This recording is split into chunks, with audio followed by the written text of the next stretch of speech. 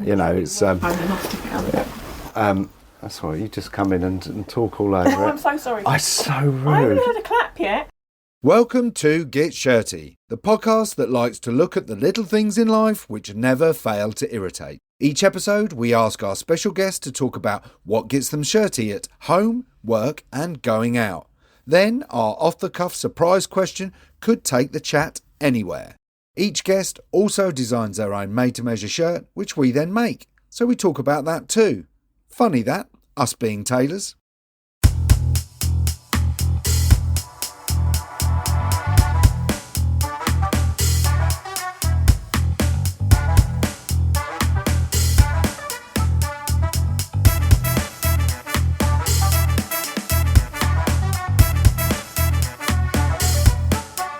Welcome to Season 2's Episode 3. Yes, I'm going to stick with seasons. Podcasts can have seasons, sure. So, it's been such a banger of a start to the new season, and that's not changing anytime soon, as today's guest is Alex Beard. Alex is a journalist, broadcaster and presenter, and somehow still manages to find the time to project manage a house renovation and build and share it with us all on her amazing social media. So fun to talk to Alex, and she really had laser precision for these Get Shirties. Just a joy to speak to. So, here we go then. One guest, two mics, three tailors and a host of irritations. Let's get shirty.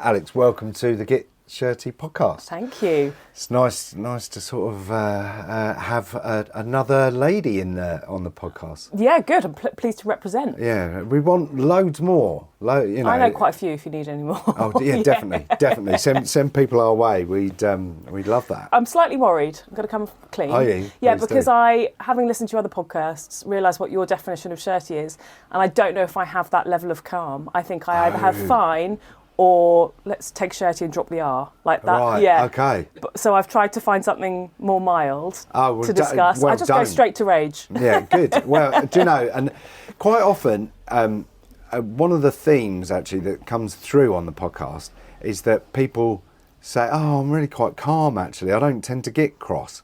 And like, I'm always thinking, well, I get pretty cross, yeah. You know, like, and I was sort of say, oh, well, that's really zen of you, you know, and I'll think, I'd want to know what they're taking. That's what I want to know. Yeah, that what is are you it. on? Yeah, because the definition now, in fact, which came out from the live one, is Get Shirty is one below tetchy. Yeah.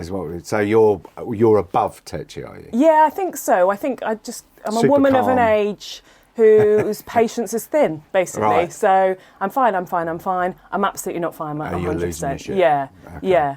But I mean, I would say I remain fine at most things.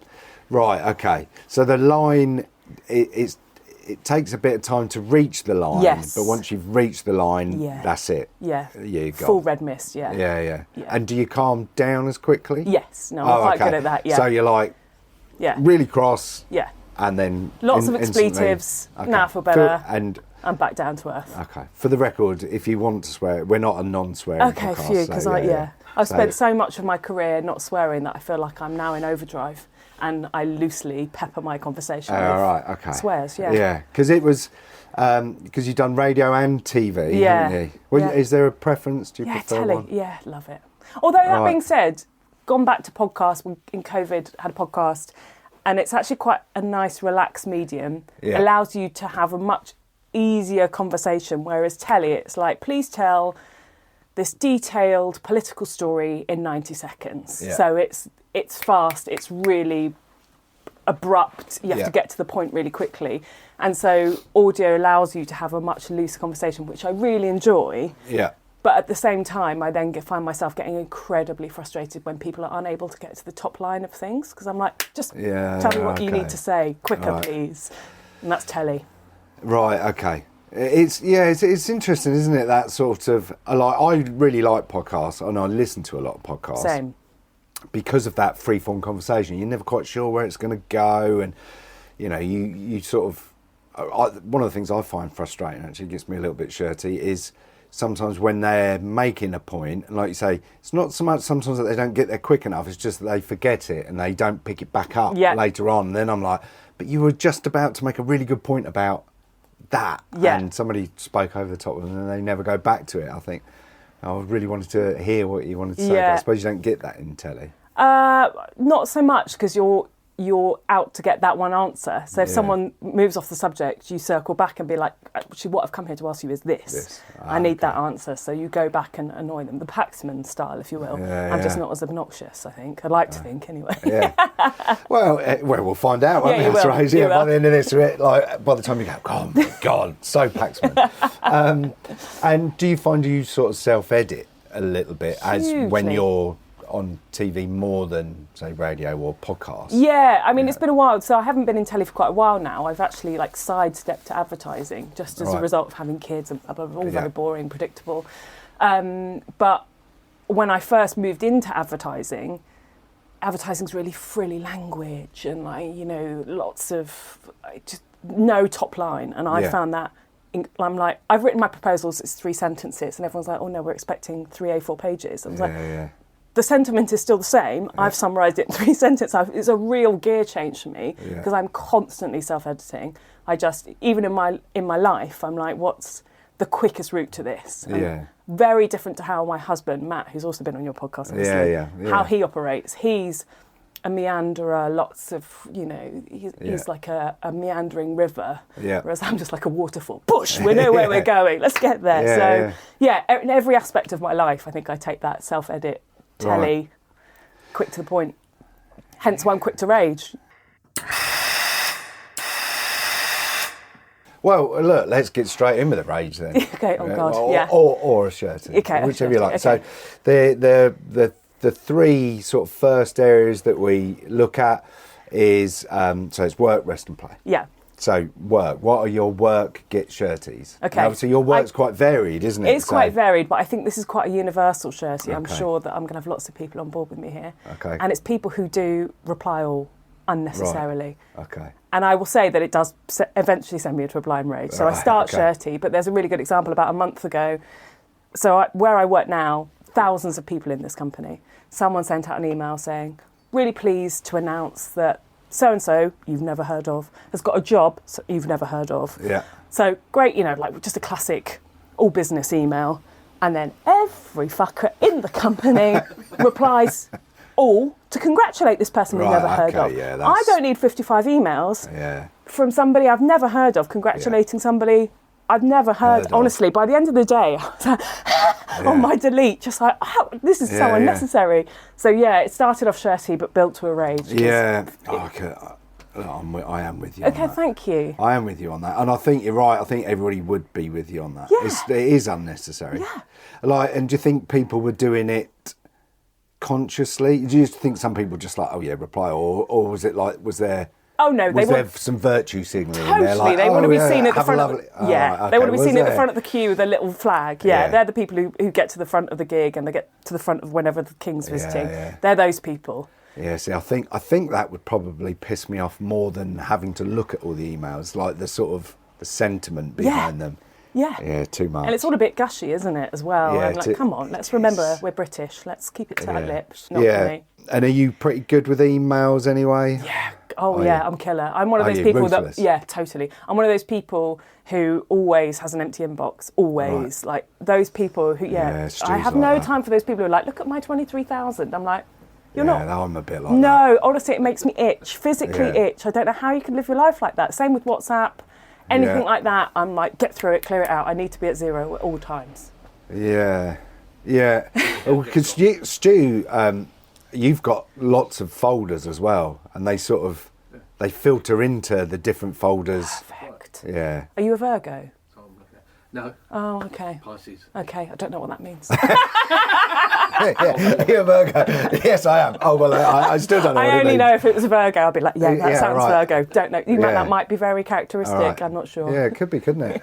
Yeah, I can't...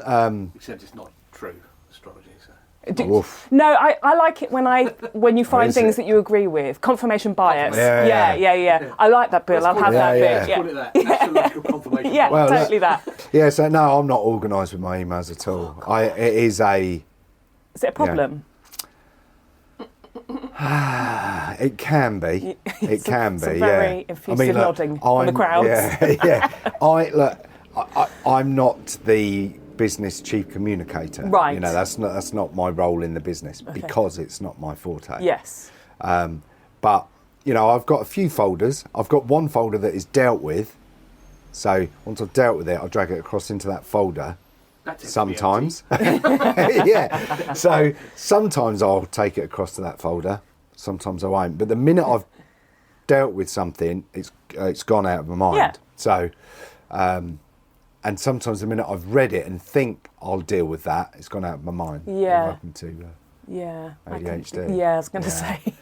Yeah. So, Armchair diagnosis ADHD. Yeah. So, so I'm not great with emails. So it sounds like are you sort of that organised in other Oh God, yeah. areas of your life? Yeah, we call it in my family Sergeant Major mode. I go into real I'm a list executor. You're an achiever. That's strong. Like that would suggest that I've had a lofty. I don't know. No, yeah, but even there can just be a day-to-day life achiever. Yeah. Oh God. You know, like I've got these 10 tasks to do today. Yeah. One of them is cleaning the oven, and 6 of them are sort of 100% that person. Getting the kids doing things sorted. I'm the captain of the ship. Yeah. And if the captain doesn't know which direction they're going in, you're getting lost at sea, aren't you? That's how I see my role. When I first started dating my husband, who's the polar opposite of me, he had this little Peugeot Sporting thing, blue car. And I opened the glove compartment and like a comedy sketch, like a cartoon sketch, all these letters started like out at me, all unopened. Yeah. I was like, what's this? Yeah. And he just said, it's just my post. I don't like reading posts because then I have to do stuff. And I'm like, that, and then instantly, that was my night, sat cross-legged on his bed, just going through all of his posts and like replying to things. I was like, I can't, if I know that that's somewhere, I can't sleep until that's done. Yeah. So I guess that's where, and it's a coping mechanism because if there's something undone, then I get stressy. Yeah. So that's where, so I do it to appease my own stress levels. but that's good in and of itself, isn't it? Because it's like you know what you need to do for your own well-being, and you do it. Yeah. Rather than I know that would make me feel better, but I'm still just can't ignore do it. Yeah. So you know, in terms of your husband, you were a godsend then, really, for him. Yeah, but at the same time, like he does the things that I'm not very good at. Yeah. Like there is a happy balance. Harmony there. Yeah. That's good. It just took that initial kind of like, oh God, you're like that, and oh God, you're like that, to work out that okay, this could work if we just we know what divide and conquer is. We know what that is now. Yeah, well, that's good, and especially at the moment as well with the house. Yeah. How's that going? Yeah, I mean, hilariously, so it's been taking us like 2.5 years to get to this point. Right. Very. How long have you been in there? Yeah, and there's been loads of rounds of planning, blah, blah, blah, lots of conversations with the architect. And about a couple of months ago, I had the plans out and I was doing something. And Matt was like, I don't know if I like that bit. And I'm like, absolutely not. 2.5 years down the line, you wake up and decide to have an interest in what we've drawn. No. And he's been brought in every stage, but in that kind of ADHD thing, he's sort of like, I've seen that done. Yeah. Like, I've moved away and I'm the one. I haven't got to think about it. Yeah. And I'm like, no, the time for questions have passed. This is what's being built now.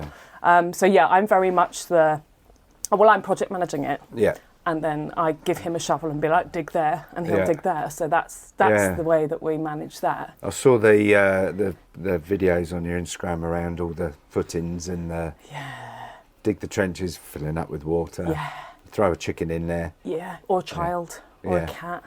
Anything but concrete, really, at the beginning for quite a long time. Yeah. And then we couldn't get the concrete to site, but you still had to pay for the concrete, which was a expensive mistake to make. I did. So could it couldn't reverse down your little lane? Or No, so I had planned, because we've got this, sounds grand, it's not grand, we've got this very, very long, skinny drive. And I was like, I know that something's not going to get up there. Yeah. So I paid for, this is very boring and apologies, but I paid for a line pump. This is what my chat is now. It's like line pumps and foundations. I used to be interesting. You're a crazy person, aren't you? Yeah. So I paid for a line pump to get up the drive because I knew that was going to be a problem. What I hadn't anticipated is they couldn't even get onto our first road, let alone our drive. So he was out on a general road being like, can't go any further, love. And I'm like, what?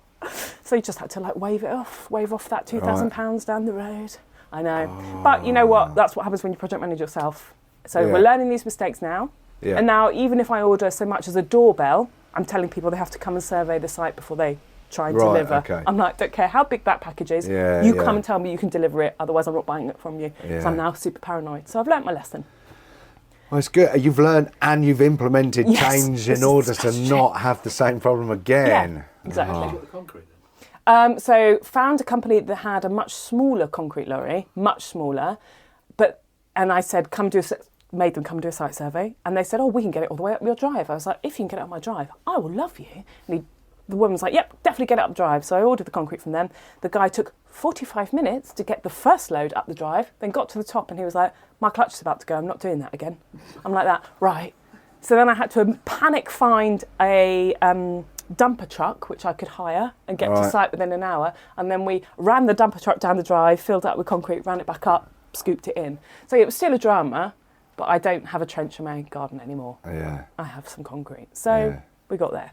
Yeah, blimey. Yeah, all fun. And then are you enjoying that process? Yeah, I love it. There's lists for days. So the Git shirties around that. I mean, like what you've just described are sort of there and they're beyond Git shirty. Well, I suppose they're issues to weirdly, those sort of things. Like, Matt was quite angry when that first concrete thing happened. I was absolutely zen. Because what can I do? Like, the point at which it's nothing I can do. I can't make a wider road and I can't make a smaller concrete truck. It is what it is. Whereas Matt got quite shirty. Right, okay. Is a polite way of putting it. Without the R. So no, there's definitely, but we have had a fight with planning for 2 years. Right, okay. And that's that's the local. Yeah, the local council were really helpful. We have a parish council who weighed in. Nice. I won't go too much into that because they don't like me very much, but we won. Well, that's shame on them. Yeah. I'll invite them over for a tea once it's done. I absolutely will, because one, I don't want enemies in the village, but two, I just want to show off that they were wrong. For me, I love grand designs. Any of those programmes I absolutely love. Perhaps this is a bit of a get shirty, is when there's always that point, isn't there? It's normally about after the second break of the programme. They're like, we've completely run out of money. And they've got no roof. And they're like, we're absolutely Boracic. We don't know how we're going to move on. And then he's, what's his name? Kevin McLeod strolls up the drive. And the house is finished. He's like, thought you'd run out of money. And they're like, well, we had to sell the Chelsea flat. I was like, and you were never skint. It's so annoying, you were like selectively skint. And when I say I'm skint, I am skint. There is nothing, there is no flat to sell or savings to tap into. Don't give me skint that you've got a Chelsea flat. Oh no, you had to sell the Chelsea flat. No. So I'm quite... We had to get rid of one of the investments that we had. Exactly. Mummy and Daddy had to... that is brilliant. Yeah. And it's fine. Really great for them. Wish I had that. But don't pretend you're skint. So one thing I really want to do with the house thing is be incredibly upfront about prices as well, because another frustration I have with people on Instagram, and it's because I'm inherently nosy, is that you still see people build these incredible things or like renovate their kitchen and you're like, God, that's beautiful. Is it achievable for me? Like, tell me, if that was $100,000, great for you. Like, that's amazing. Well, I know I can't afford that. I would just want to be really open about how much stuff costs, because I think it's almost a bit of an industry secret that no one ever really reveals the price of stuff. And I'm like, how much is it to build your own house? Like, no one talks about it. You can obviously see those grand designs, so they're like, it cost us 1.7 million. Well, we've got to be able to build a house for less than 1.7 million. So I'm going to do warts and all, and I'm quite looking forward to that. Oh, so that could be your next thing then, like your own sort of housing programme. God, that'd be the dream. Would it? Yeah, absolute dream. The absolute dream. Yeah, totally. Like Matt and my's first date, we'd gone to a pub in Tunbridge Wells. And I am inherently nosy and really into houses. And so we were walking back and I asked him to give me a leg over a wall, because I was like, there's a house there I've never seen, and he had to give me a leg over a wall so I could have a nose. So that would be proper. I'm a nosy bitch. Yeah. Bit of a nosy bitch. Yeah. Well, but there is something about property, isn't there, and houses, and I think there's an element of how other people live. Yeah. You know, I get a bit like that with other people's shops. Do you? Yeah, and you go to somebody, I wouldn't put that there. I don't think that'd sell better over there, or that sort of thing. I never say it, but you're always sort of redesigning people's shops. Yeah. Like this shop's perfect, which it isn't. So. Oh, good. Oh, well, we'll look forward to seeing you on telly let's doing put that in I think you'd be great in the world. Yeah, thanks. Yeah.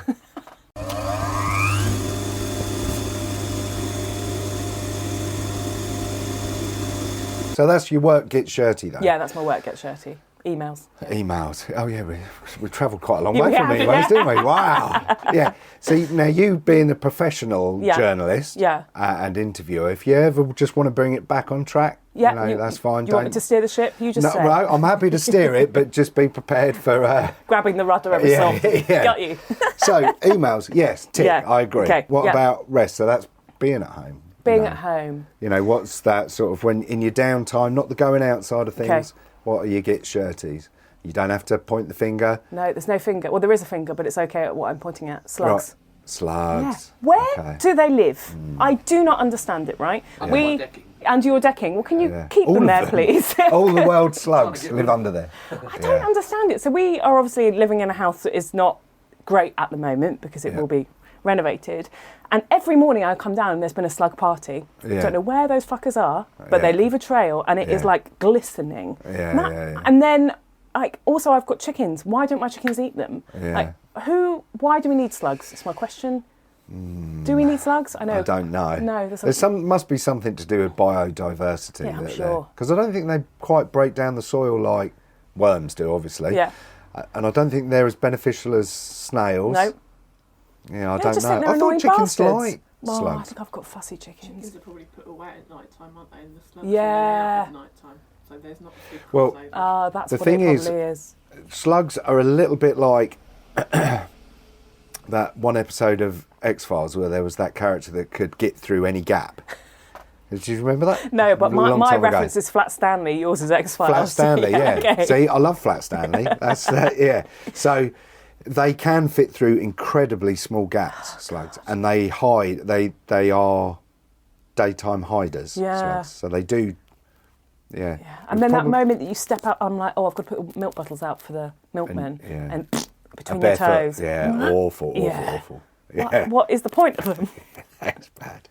That is bad. Every night and do a slug run. Do you do a slug? What? You go slug hunting? Yeah, pick them up and throw them out behind the garages. I thought you were going to say across to the neighbours. No, don't do that. But that's the only. As far as I can find out, it's the only way to deal with them is to be a natural predator of them.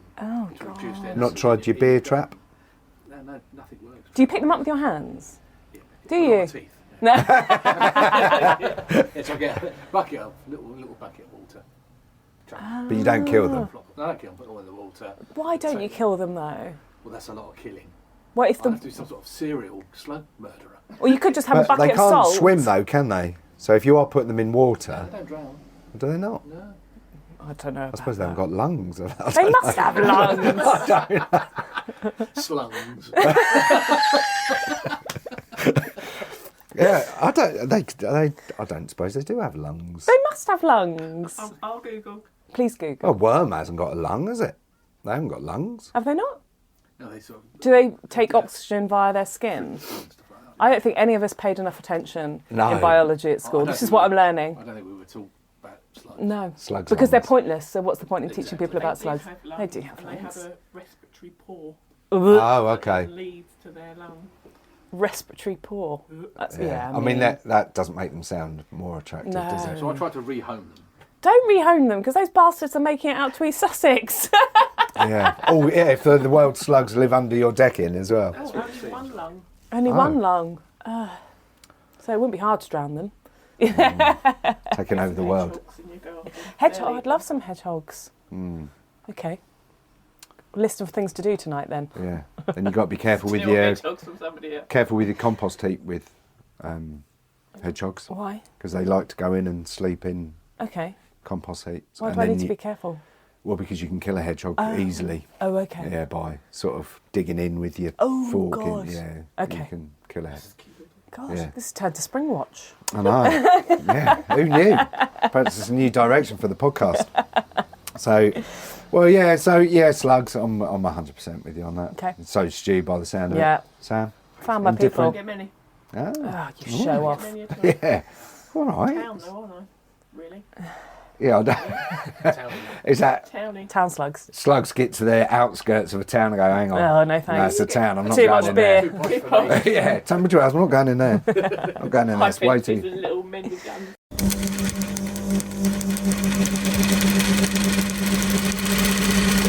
Work, rest, and what about going out? Okay. I've taken a different tack to going out because don't go out that often, No. sadly, Yeah. anymore. Yeah.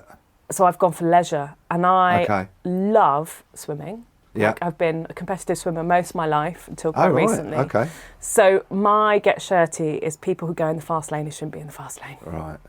Okay. And I'm going to say something controversial now. They're please normally do. middle-aged men Right. who are in the fast lane that shouldn't be in the fast lane. Yeah. And I will get in the fast lane Yeah. and I will swim and inevitably lap them. Yeah. And then they get really shirty Yeah. that someone has overtaken them. And sometimes when I train, I strap my feet together Right.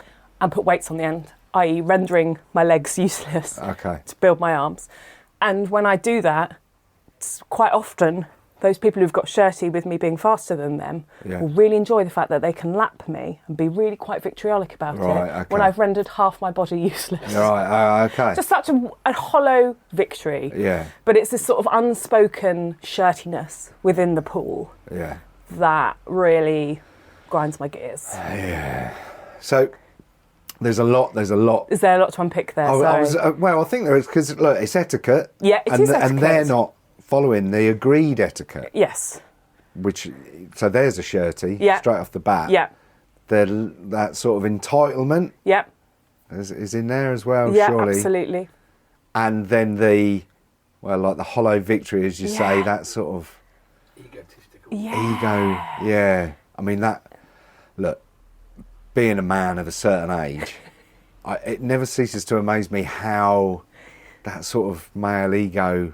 I mean, is it generally, and is it the same group of men? I mean, I don't recognise them. Oh, right. It's not like there's like four blokes who every time are like. No, you can Here she almost comes. always spot them. And I Right. think it's because when I I think the great thing about swimming is that people can be excellent swimmers, but you wouldn't know it by looking at them until they get in the water. Right, okay. And I think a lot of people who perhaps haven't grown up in the swimming world don't really know that. So they will go, the slim, muscly bloke is going to be the better swimmer. Yeah. I'm like, just Yeah. watch Jasper, and I'll get in the yeah. water and I'll whip him. Yeah. Yeah. And I think it's humbling. Yeah. Don't get me wrong, I'm rubbish at every other sport. Okay. And therefore I Swimming's wouldn't your thing. I wouldn't enter myself into the first league of football because I know I'm not good enough Yeah. for that. I think it's just there's something about swimming where people go, fast lane, yeah, that's me. Yeah, It's like, yeah. no, it's not. No, it's not. In no other sport would that exist. Would No, it? yeah, like the football one, you Yeah. wouldn't have somebody run out on the pitch, run really slowly in front of the person who's trying to run fast with the ball, and then turn around and sort of like get cross with them. Yeah, same reason I don't Because enter they- myself into Wimbledon. I'm Yeah. not of that level. No. Yeah, Like but, I say, niche. Sorry, very niche. No, but I don't think that's as niche as Oh, okay. I would say. I mean, I don't go to swimming pools particularly, and I'm not a great swimmer, but I know, having spoken to other people who do go swimming, that the fast lane is a thing. Yeah. You know, it's there for a reason, Yeah. isn't it? You know, Yeah. it's not there for, just a general splish about. Yeah, if like I you like do to breaststroke with your head up, you have no place in the fast lane. Right. There's Yeah. my controversial take. Swimming yeah. hat? Yeah, swimming hat goggles, Right, always, okay. for me. Oh, yeah, Yeah. it's a very unattractive sport if you do it properly. Yeah. Yeah, it's Well, look, it's a look. it's a look. It's a strong look, yeah. Yeah, I mean, perhaps, when you get your shirt that we've done for you, perhaps, you could rock that look. You could try it. Yeah, it's like how you'd like me to Swim hat, model it. goggles. Yeah, Yeah, nice linen shirt. Actually, we'll talk about the shirt in a minute, but yeah, I think it is. But there is an etiquette to it, isn't there? And that's a git shirty on its own. You know, you could have sort of gone with that, where if there's an etiquette and people don't follow it. Yes. Yeah. Yeah, I think that's a universal, isn't it? Yeah. And also, just not be humble. That I hate that phrase, but just like, I think just owning where your strengths are, maybe where they're not as well. Yeah. Or that people can be better than you at things. And people that's are better, okay. Yeah, and that's okay. Yeah. People are better than me at absolutely everything. Yeah. But sometimes I'm better than you in the pool, and that's all right. And you've got your own lanes over there. Yeah. This is the lane where I can, swim fast. You can actually swim up and down without going in the fast lane. Yeah, You don't yeah. have to Yeah. be in the lane, Yeah. do you? I tell you where's really good is Pell's Pool in Lewes, which is beautiful Lido, lovely, cold. But even when I go there, I do not go anywhere near that fast lane because I know the people who use that pool, they're serious people. Because it's a 50-metre pool, it's outdoors and it's not heated. So the people that are in that pool are there to swim and do it properly. So I wouldn't dare venture into a fast lane there. I'll go down to medium, possibly even slow if I'm having a lazy day. It's just know your pace. Yeah, that's I've good. got to expand on your shirt. Okay, go on. Different perspective. Yeah. And it's the other way round. It's people who are in the recreation side who should be over In the lanes. Oh, okay. Oh, controversial, but I get it. Because I can't swim. Okay. I'm learning to. My wife's a swimming instructor. So a few years ago, just before COVID, she was teaching me to swim. I was learning to swim, and of course, people that should have been over there swimming were getting annoyed at me because I can't swim. Yeah, that's not fair either. It's bad enough having the children go, "Why has that man got all those noodles around him, Daddy?" And they go, it's bad enough. Then when you've got people who can swim, get out of the way. Well, you can go over there. Yeah, there's a space for you. Up and down as much as you like. Yeah. So it works both ways. It 100% does. Still know your place. Yeah. And etiquette. Yeah. It's poor etiquette either way, isn't it? Yeah. Yeah. See, I need the sink lane, I think, is the lane. Just get in, go straight down. Or the diving pit, basically, Yeah. that you just found at the bottom somewhere. or a lane that goes widthways. Yeah. I'll do a width and I'm a bit tuckered out. Have a little sit on the side. Oh, that jacuzzi looks quite nice over there. I'll go there. Yeah. I do think swimming is really humbling because I used to train loads and therefore could get in and not get puffed out for a long time. And then we went away recently and I did a couple of lengths and I'm like, oh, you very quickly lose that stamina, and after a couple of lengths I'm blowing out my arse. No. So I think unless you do it a lot, I Yeah. think it's a knackering sport because it's a full body workout. Yeah. It's it's cardio but using every muscle in your body at the same time, which is why they always recommend it as being a great exercise because it's tough but good. And disciplined. I'm not very good at that. And breathe. Breathe. Now how much should I leave it 4 or 5, or should I be doing it every single time? That sort of side breathe thing, and then I drink a load of water, and then it puts me off. And Favourite stroke? Front crawl or fly. I used to fly, I used to complete So fly. nice to look at. Yeah, if it's done well. I'm not sure I do it well. There's somebody I know who used to always be in the same swimming category as me.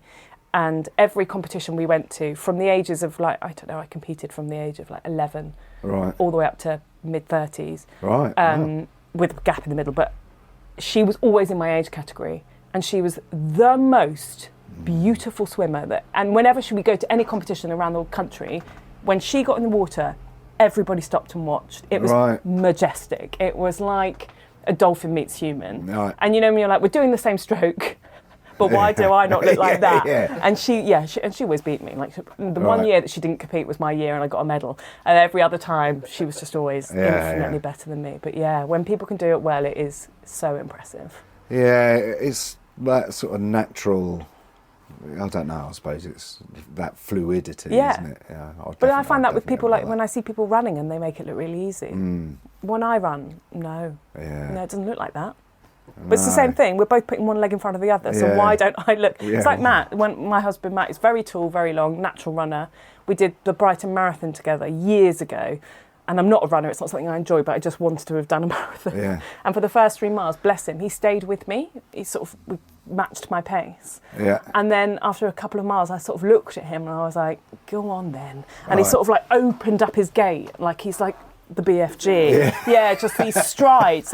One of his strides is 3 of my plods. Yeah. And he was Took just off gone. like a springbok. Yeah, it was unfair to ask him for 26.4 miles to stay at my pace. And he just sort of opened up and he was gone. It's Yeah. gone.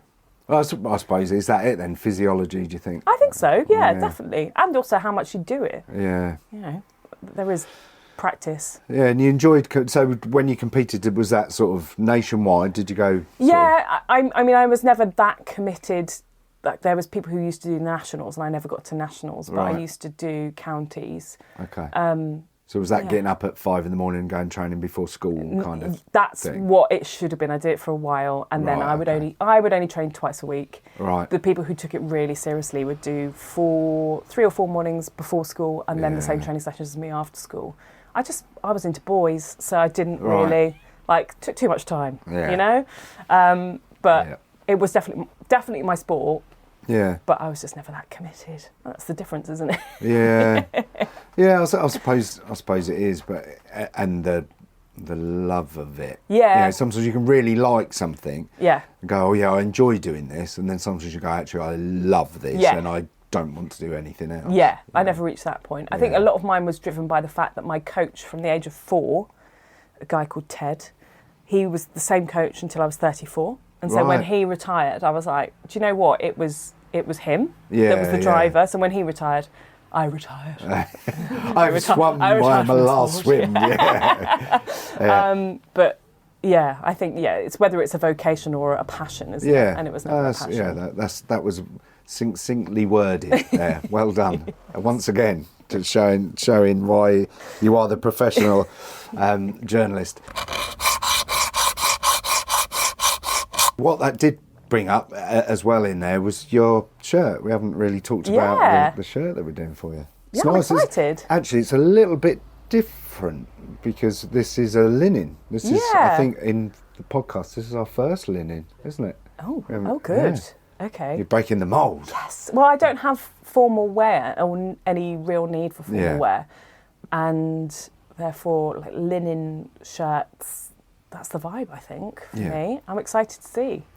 Yeah, and did you enjoy the process of doing it? Yeah, it's interesting. It sounds very obvious, sat here in a tailor's shop, but the process of going out and buying clothes, you never break it down into the components. Yeah. And obviously going through the components with, the cuff, the sleeve, the this, the that, and I'm like, oh yeah, that makes sense. Yeah. Whereas when you go to a shop and buy something off the shelf, you don't ever look at it in that context.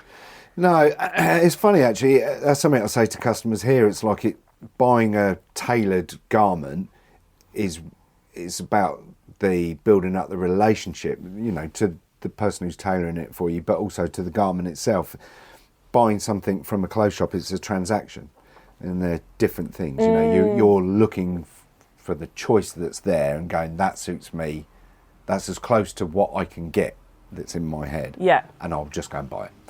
There is no relationship to, or even having to think beyond what choice is there, Yeah. It's like you're choosing from a preset menu and you might not sort of, quite want that for dinner. You might want this bit, roast potatoes instead of chips, Yeah, I think it's like a real privilege to have something made for you like that. Like, I think, not saying...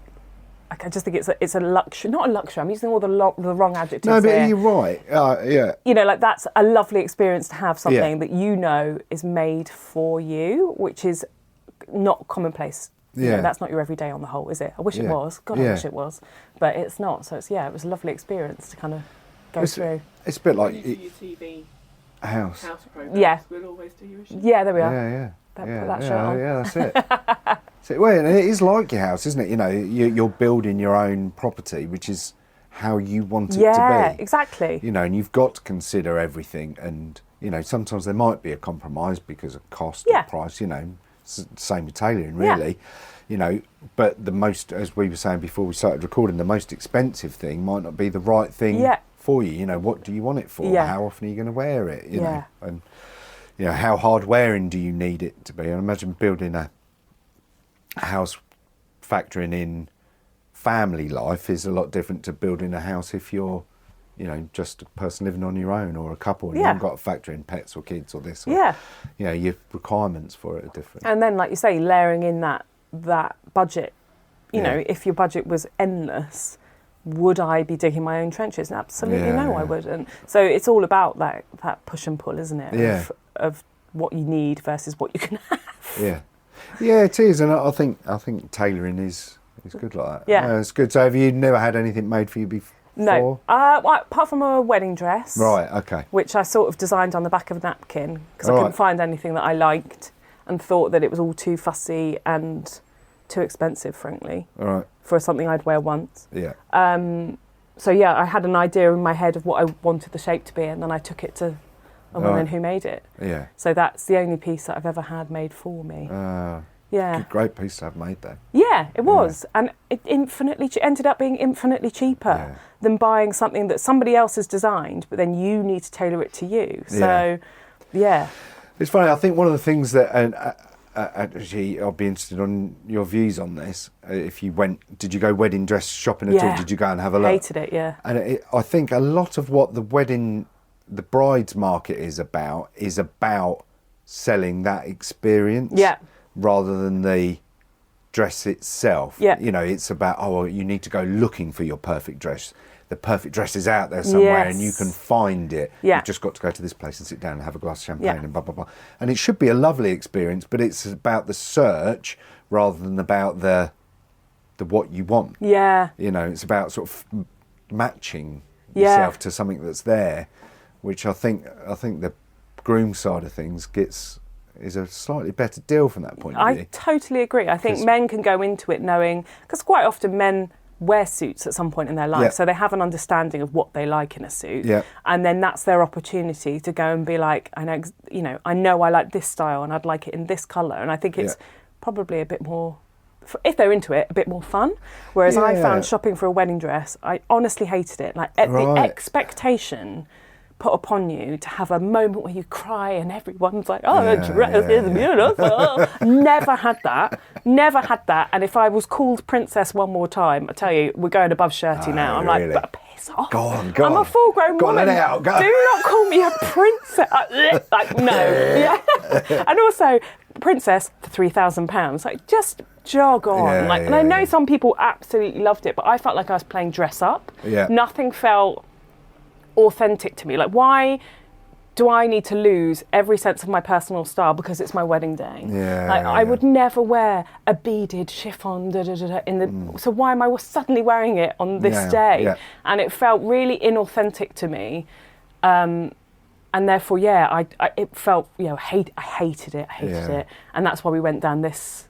It was like, it's a dress, let's take it back to what it is. It's a dress. So I just went to Harvey Nicks, I think, and tried on loads of dresses, just dresses, not wedding dresses. And I was like, what shapes do I like? And what fits do I like? And just made a mental note of that, and then went home and was like, okay, I want it nipped in here, I want it out here, and then bought some cheap material and had it made, because that felt way more me than having something else, that I would never normally wear. Yeah, and weddings are a funny thing too, and I find this a lot talking to, the sort of future married couples here, is that, and I felt it as well getting married, there is a certain amount of conformity to the experience should be this, and these people should always be invited, and you've got to have this, it's like there's a tick box thing that you've got to go through. And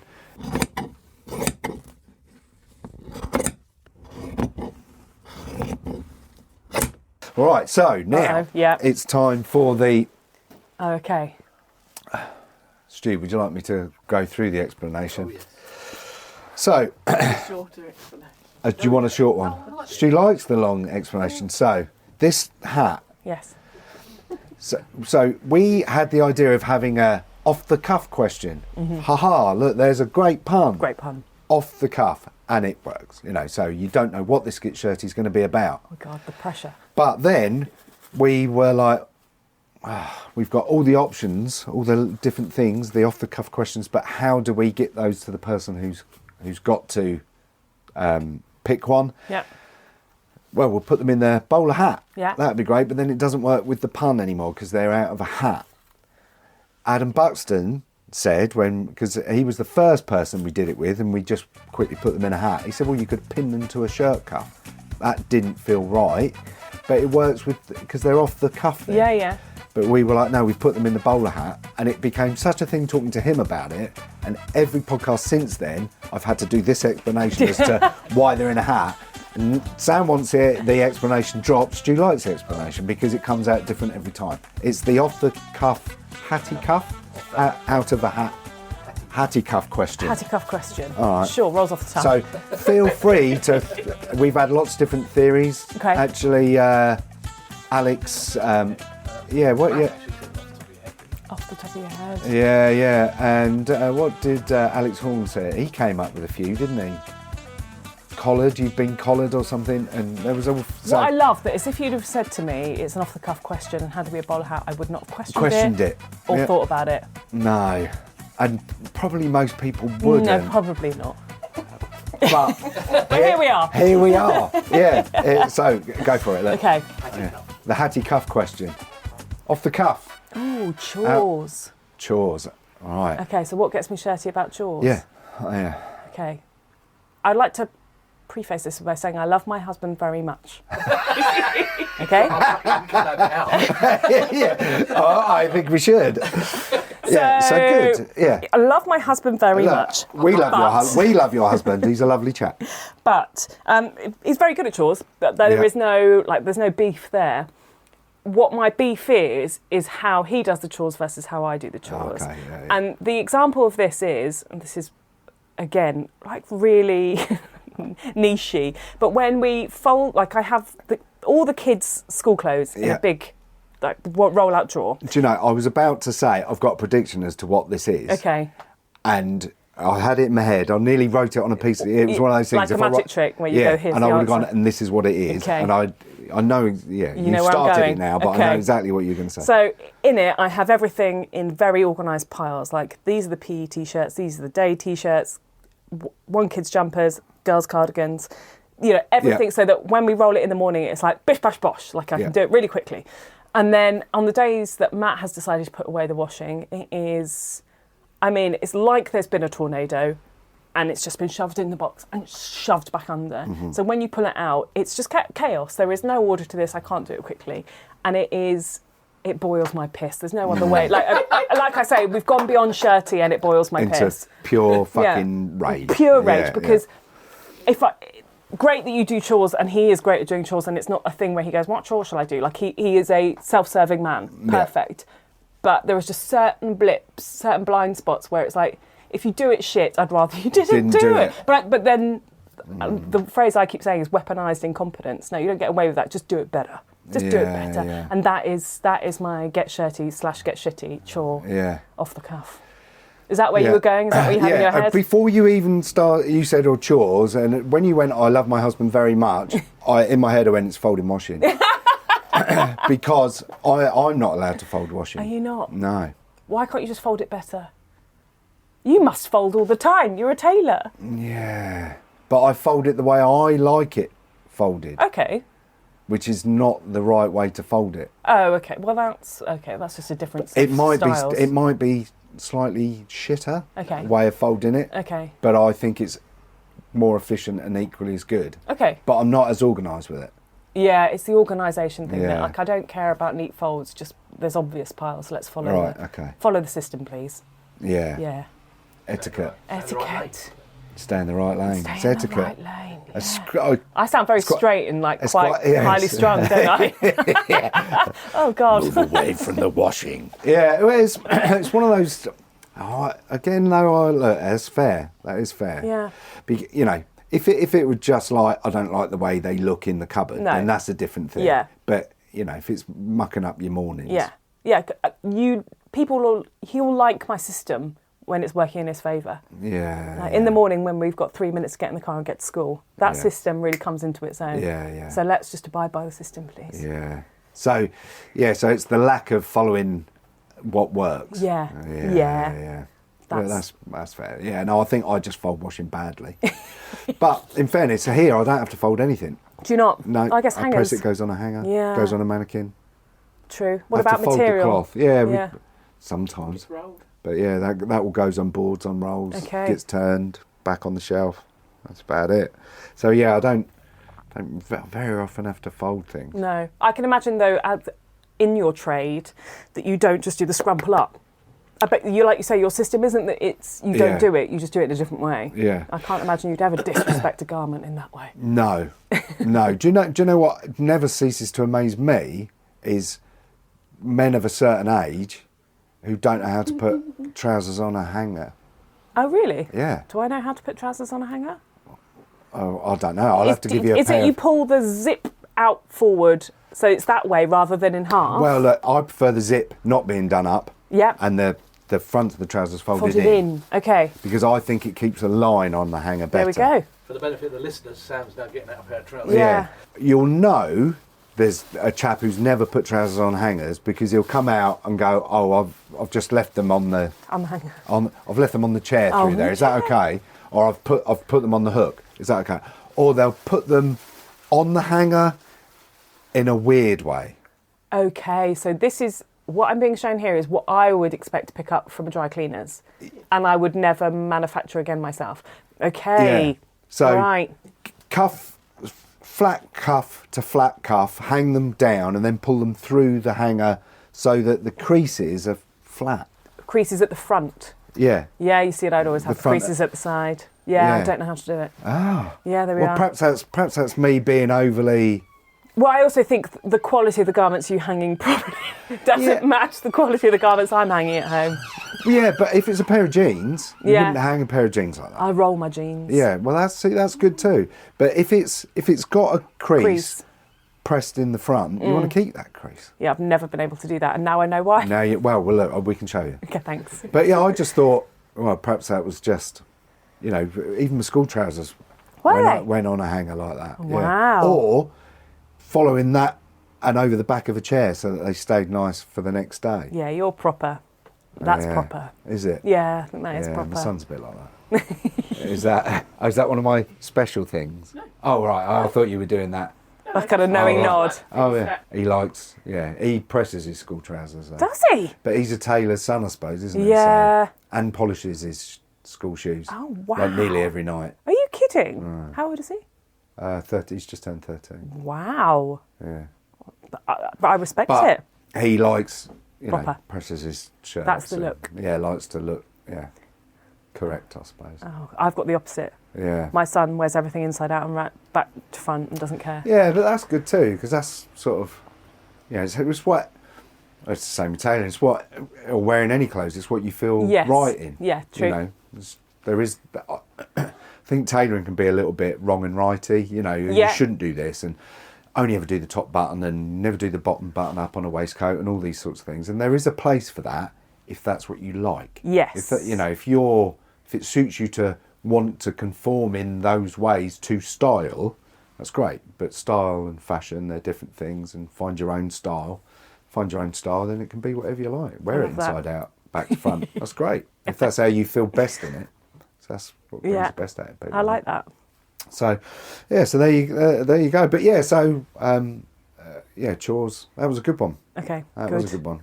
I've got no comment. I don't know. I always sort of sit like I judge on these things and go, yes, that's right. You're allowed that one, and you're not allowed this one. But but that's definitely one I'd agree with. Okay. I will put my hand up and say I am the sock pairer, though. Are you? I am the person who is in charge of pairing socks. Do you know what my mum did? So I come from a big family. I'm one of 4 kids.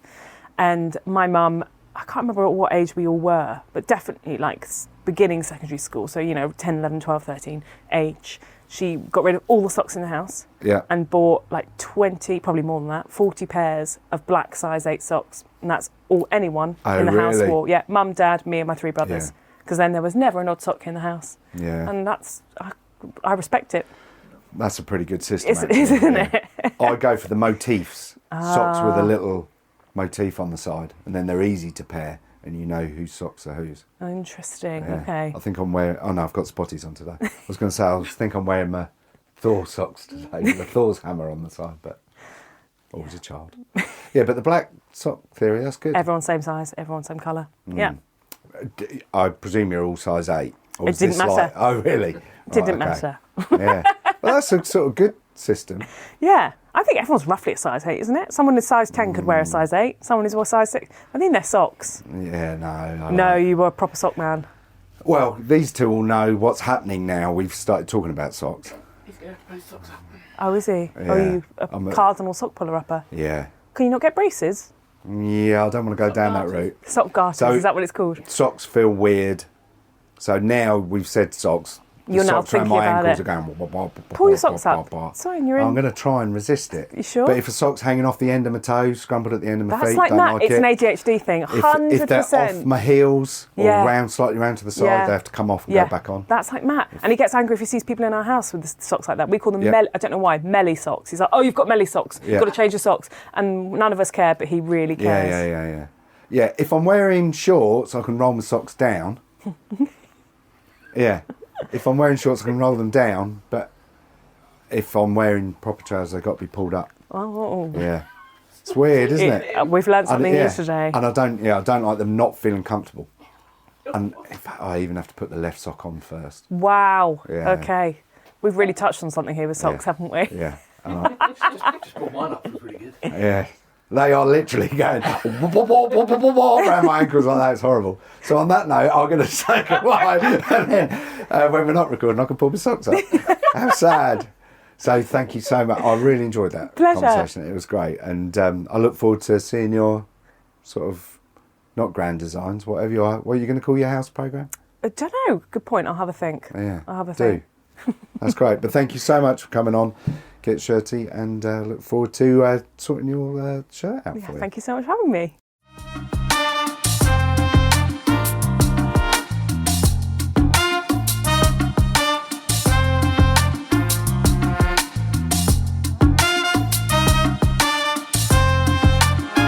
Get shirty. Do you see what I mean? Alex really knew what these Git Shirties were going to be, and I really like that. A massive thank you to Alex for coming on the podcast. Really great to talk to you, and I hope we get to speak more again in the future. Big thank you, as always, going out to Stuart Wilson for the editing and for the production. To Sam, as always, for keeping us on track and making sure that the things get done that need to get done. And to Dat Hazza for the music, as always. I'm your host, another Stuart. Until next time, do try not to get too shirty.